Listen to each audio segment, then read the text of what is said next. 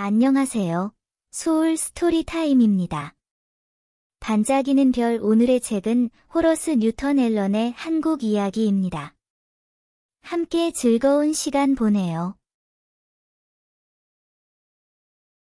스토리 번호 08 홍길동 또는 학대받은 소년의 모험. 한국의 세 번째 왕의 통치 기간 동안 홍이라는 이름의 높은 지위와 유명한 가문의 귀족이 살았습니다. 그의 직함은 예초 판사였습니다. 그는 아내에게서 두 아들을 두었고 첩에게서 한 아들을 두었습니다. 후자의 아들은 태어나서 죽을 때까지 매우 주목할 만한 인물이었고 이 역사의 주제를 형성하는 사람이 바로 그입니다. 홍 판사가 두 아들을 두었을 때 어느 날 밤에 천둥 소리가 들리는 꿈을 꾸었는데 고개를 들어보니 거대한 용이 방으로 들어오는 것이 보였다. 방은 그의 거대한 몸을 다 담기에는 너무 작아 보였다. 그 꿈은 너무나 놀라서 잠자는 사람을 깨웠는데 그는 그것이 좋은 징조이며 축복이 내려질 징조라는 것을 즉시 알았다. 그는 축복이 또 다른 아들을 낳기를 바랐고 아내에게 좋은 소식을 전하러 갔다. 그러나 그녀는 그가 무희 계층에서 첩을 데려간 것에 화가 나서 그를 보지 못했다. 위대한 사람은 슬퍼서 떠났다. 그러나 그해 안에 한 첩에게 놀라운 미모의 아들이 태어났는데 이는 그의 아내와 자신을 몹시 화나게 했다. 그는 아름다운 아들이 온전한 아들이고 관직에 오를 자격이 있는 것을 기쁘게 여겼기 때문이다. 그 아이의 이름은 길통 또는 홍길통이었다. 그는 빨리 자랐고 점점 더 아름다워졌다. 그는 재빨리 배웠고 그의 놀라운 능력으로 모든 사람을 놀라게 했습니다. 그는 자라면서 노예들과 함께 지내는 것과 부모를 아버지라고 부를 수 없는 것에 반항했습니다. 다른 아이들은 그를 비웃고 조롱했으며 그의 삶은 매우 비참해졌습니다. 그는 더 이상 부모에 대한 자녀의 의무에 대해 공부하기를 거부했습니다. 그는 학교에서 식탁을 뒤집어 놓고 군인이 될 것이라고 선언했습니다. 밝은 달빛이 비치는 어느 날 밤, 홍 판사는 아들이 안뜰에서 군인의 기술을 연습하는 것을 보고 그것이 무슨 뜻인지 물었습니다. 길통은 사람들이 존경하고 두려워해야 할 사람이 되기에 적합하다고 대답했습니다. 그는 하늘이 모든 것을 사람들이 사용할 수 있다고 판단하면 사용하도록 만들었고 사람들의 법은 그렇지 않으면 그들이 원하는 대로 할 수 없는 소수를 돕기 위해 만들어졌을 뿐이라는 것을 알고 있다고 말했습니다. 그러나 그는 그러한 폭정에 복종하고 싶지 않으며 사악한 환경에도 불구하고 위대한 사람이 될 것이라고 말했습니다. 이것은 가장 놀라운 소년입니다. 홍 판사가 중얼거렸습니다. 그가 내 적법하고 합법적인 아들이 아니라서 내 이름의 영광이 될 수 없다는 건 정말 안타까운 일입니다. 사실 그가 나에게 심각한 문제를 일으킬까 두렵습니다. 그는 그 소년에게 잠자리에 들라고 재촉했지만 길통은 소용없다고 말했습니다. 잠자리에 든다면 눈물이 그의 눈에서 잠을 씻어내고 일어나게 할 때까지 자신의 문제를 생각할 것이라고 말했습니다. 판사의 아내와 그의 다른 첩, 무희, 은 그들의 주인과 주인이 길통을 얼마나 생각하는지 보고 후자를 몹시 미워하게 되었고 그를 없애기 위한 계획을 세우기 시작했습니다. 그들은 무당, 즉 마녀들을 불러서 그들의 행복이 라이벌의 아들 때문에 깨졌고 이 청년이 죽어야만 그들의 마음에 평화가 찾아올 것이라고 설명했습니다. 마녀들은 웃으며 말했습니다. 괜찮습니다. 동문 옆에 사는 늙은 여자가 있는데 그녀에게 와서 아버지를 해치라고 하세요. 그녀가 할 수 있고 그러면 그는 아들을 돌볼 것입니다. 늙은 마녀가 요청대로 왔습니다. 그때 홍 판사가 여자 아파트에 와서 그들에게 훌륭한 소년에 대해 이야기했고 그들은 몹시 짜증이 났습니다. 방문객이 왔다고 알려지자 늙은 여자는 밖에서 낮게 절을 했습니다. 홍 판사는 그녀에게 무슨 용무인지 물었고, 그녀는 그의 훌륭한 아들에 대해 들었고, 그의 미래가 어떻게 될지 예언하기 위해 그를 보러 왔다고 말했습니다. 길통이 부름을 받고 왔고, 그를 보고 마녀가 절을 하고 말했다. 모든 사람들을 내보내라. 그녀는 말했다. 이 사람은 매우 위대한 사람이 될 것이다. 왕이 아니라면 그는 왕보다 더 위대할 것이고 그의 모든 가족을 죽임으로써 그의 초기 잘못을 복수할 것이다. 이에 아버지는 그녀에게 멈추라고 외쳤고 그녀에게 엄격한 비밀을 명령했다. 그는 즉시 길통을 튼튼한 방으로 보냈고 그를 안전하게 지키기 위해 가두었다. 그 소녀는 이 새로운 상황에 매우 슬퍼했지만 아버지가 책을 주자 열심히 공부하고 천문학에 대한 중국의 책을 배웠습니다. 그는 어머니를 볼 수 없었고 그의 비자연스러운 아버지는 그에게 다가가는 것을 너무 두려워했습니다. 그러나 그는 나갈 수 있는 즉시 알려지지 않은 먼 나라로 가서 자신의 진정한 힘을 보여주기로 마음먹었습니다.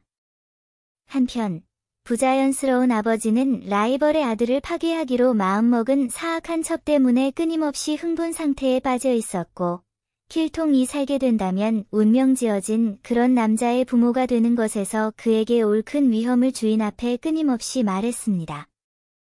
그녀는 그에게 그 소년이 소유하게 운명지어진 그런 권력은 결국 그의 전복으로 이어질 것이고 그와 함께 그의 아버지의 집은 불명예를 당할 것이고 의심할 여지 없이 폐지될 것이라고 보여주었습니다. 반면에 이것이 일어나지 않는다면 아들은 그의 가족을 죽일 것이기 때문에 어느 쪽이든 그 소년을 길에서 치워서 더 이상의 문제를 방지하는 것이 아버지의 분명한 의무였습니다. 홍 판사는 마침내 그의 첩이 옳다고 확신하고 암살자들을 불러 그의 아들을 죽이게 했습니다. 그러나 어떤 악령이 아버지를 질병으로 가득 채웠고 그는 사람들에게 이를 멈추라고 말했습니다. 약으로는 병을 고칠 수 없었고 무탕 여인들은 첩에게 불려갔다. 그들은 북을 두드리고 방 안을 춤추며 영혼이 떠나라고 불렀지만 영혼은 따르지 않았다. 마침내 그들은 첩의 제안에 따라 길통 이 병의 원인이며 그의 죽음으로 영혼이 아버지를 괴롭히는 것을 멈출 것이라고 말했다. 다시 암살자들이 불려와서 칼을 들고 왔고 동문에서 온 늙은 마녀도 함께 왔다. 그들이 길통의 죽음을 묵상하는 동안 길통은 첩에게서 아들을 낳는 것은 허락하지만 다른 남자들이 누리는 권리는 허락하지 않는 사람들의 부당한 법률에 대해 곰곰이 생각하고 있었다. 이렇게 밤의 어둠 속에서 곰곰이 생각하던 중 그는 까마귀가 3번 꾀꾀거리며 날아가는 소리를 들었습니다. 이건 나한테 나쁜 일이야. 그는 생각했습니다.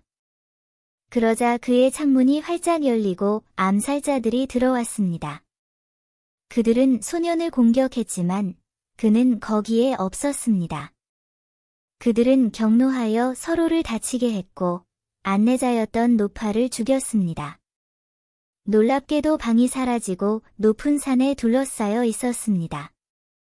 강력한 폭풍이 일어났고 바위가 공중으로 날아갔습니다. 그들은 도망칠 수 없었고 공포에 질려 포기하려고 했을 때 음악이 들리고 소년이 당나귀를 타고 피리를 불며 지나갔습니다.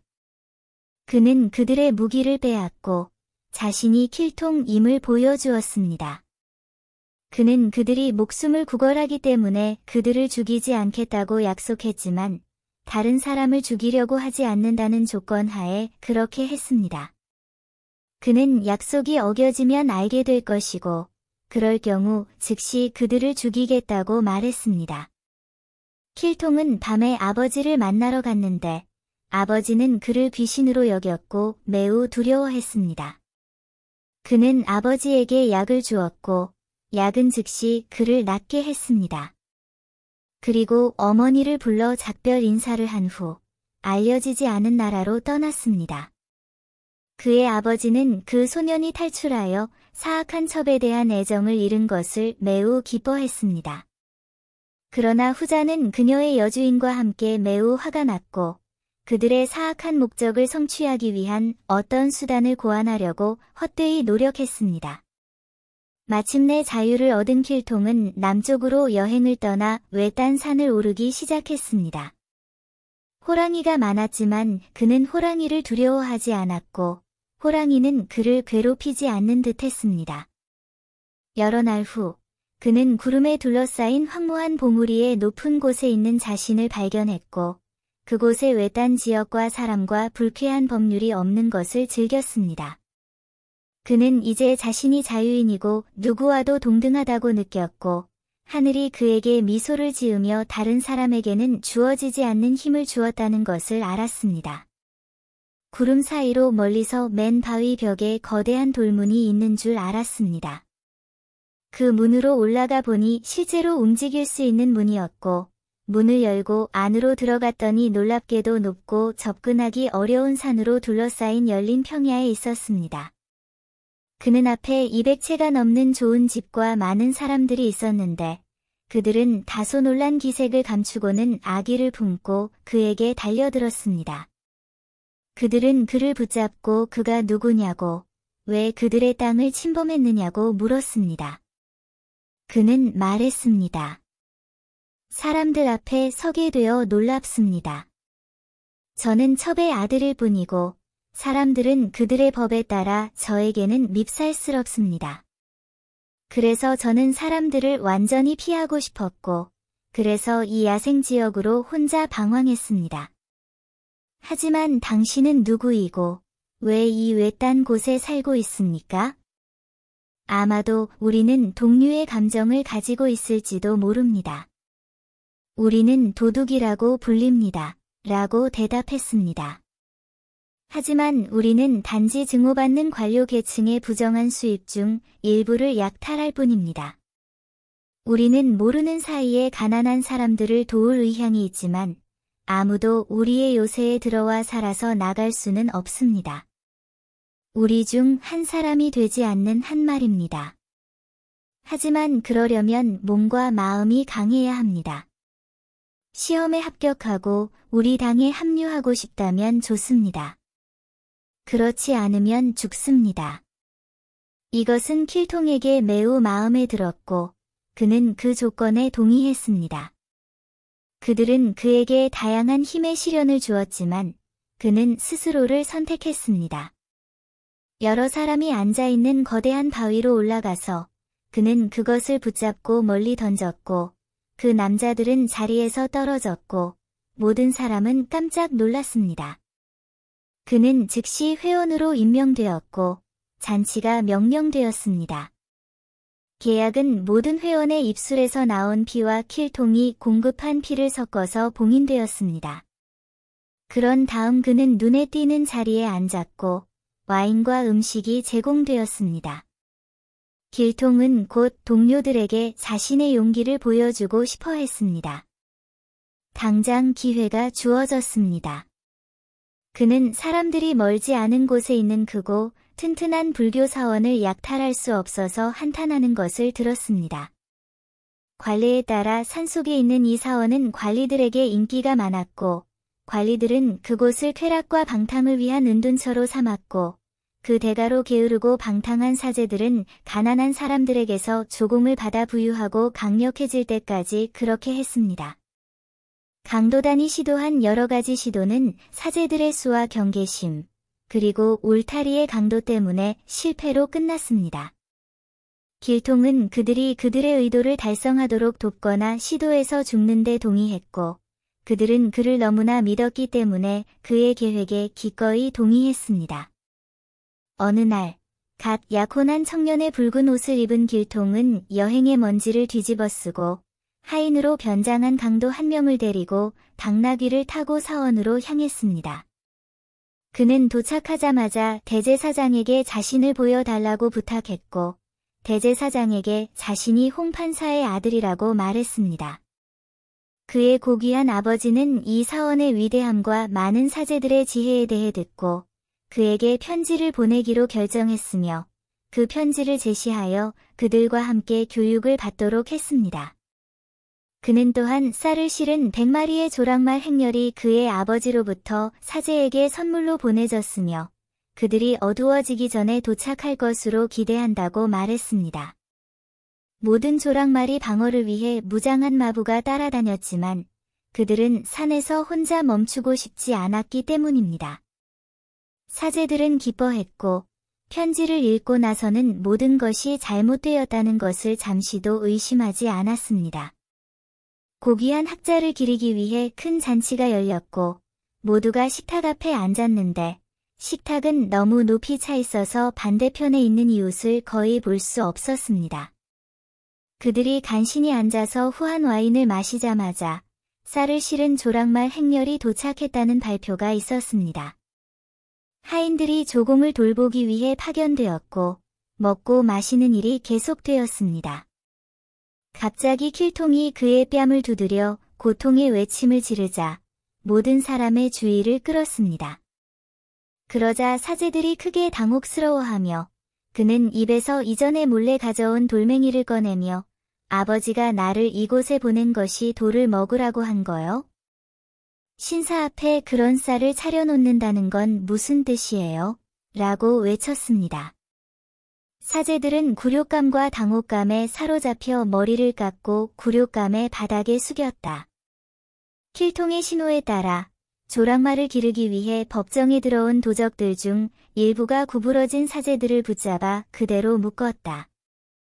후자는 도움을 요청했지만 쌀을 담았을 것으로 생각되는 가방에 숨어있던 다른 도적들이 하인들을 붙잡았고 다른 사람들은 보석, 쌀, 현금, 그리고 손에 넣을 수 있는 모든 가치 있는 물건을 조랑말에 싣고 있었다. 소울 스토리타임을 시청해주셔서 감사합니다. 오늘의 이야기가 마음에 드셨다면 좋아요와 구독을 눌러주세요. 매주 별표 월요일, 수요일, 목요일, 토요일 별표의 새로운 이야기로 찾아뵙겠습니다. 다음 이야기까지 행복한 시간 보내세요. 그럼 안녕.